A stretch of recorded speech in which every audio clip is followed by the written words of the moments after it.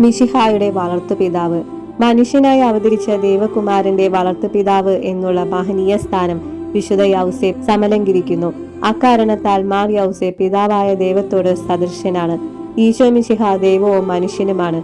ദൈവം അവിടുത്തെ ദിവ്യസുതന്റെ വളർത്തുപിതാവ് എന്ന മഹോന്നത സ്ഥാനത്തിനർഹനായി തെരഞ്ഞെടുത്തത് വിശുദ്ധ യൗസേപ്പിനെയാണെന്നുള്ളത് എത്ര അത്ഭുതാവഹമാണ്. വിശുദ്ധ യൗസേപ്പ് ഈശോ മിശിഹായുടെ ജനയിതാവല്ല എങ്കിലും പിതാവിന് തുല്യമായ ഒരു സ്ഥാനം അദ്ദേഹം വഹിച്ചിരുന്നു. ദൈവകുമാരന്റെ ശാരീരികമായ സംരക്ഷണത്തിലും ശിക്ഷണത്തിലും വിശുദ്ധ യൗസേപ്പിന് ഒരു പങ്ക് വഹിക്കുവാനുണ്ടായിരുന്നു.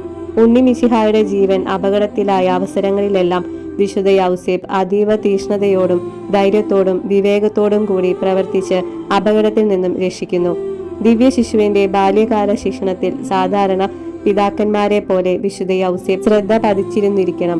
ദിവ്യകുമാരനെ അനേകം പ്രാവശ്യം സ്വകരങ്ങളിൽ എടുക്കുകയും സ്നേഹപൂർവ്വം ചുംബിക്കുകയും പിതൃവാത്സല്യത്തോടെ അവിടുത്തെ ലാളിക്കുകയും ചെയ്തിരുന്നപ്പോഴെല്ലാം വിശുദ്ധ യൗസേപ്പിന് അപാരമായ സന്തോഷം ഉളവായി. കൂടാതെ അത് അദ്ദേഹത്തിന് അതുല്യമായ വിശുദ്ധിക്ക് കാരണമായി ഭവിച്ചു. വിശുദ്ധി ദൈവവുമായിട്ടുള്ള വ്യക്തിപരമായ ബന്ധത്തിലാണ് അടങ്ങിയിരിക്കുന്നത്. ദൈവകുമാരന്റെ വളർത്തുപിതാവ് എന്നുള്ള കാരണത്താൽ ഈശോയുമായി അവഗാഢമായ ഐക്യം സ്ഥാപിതമായി.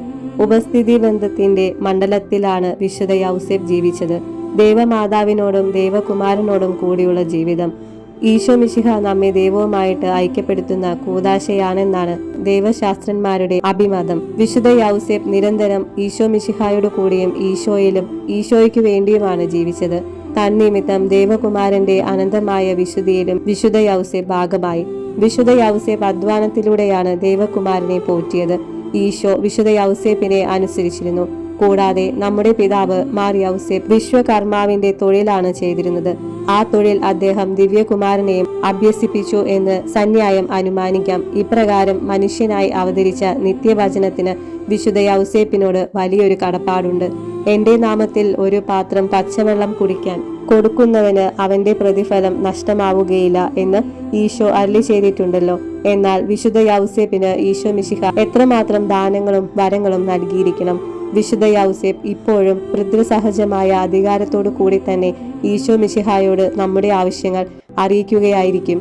അതിനാൽ വിശുദ്ധ യൗസേപ്പിനെ നമ്മുടെ പ്രത്യേക മധ്യസ്ഥനായി വണങ്ങുന്നത് യുക്തമത്രേ.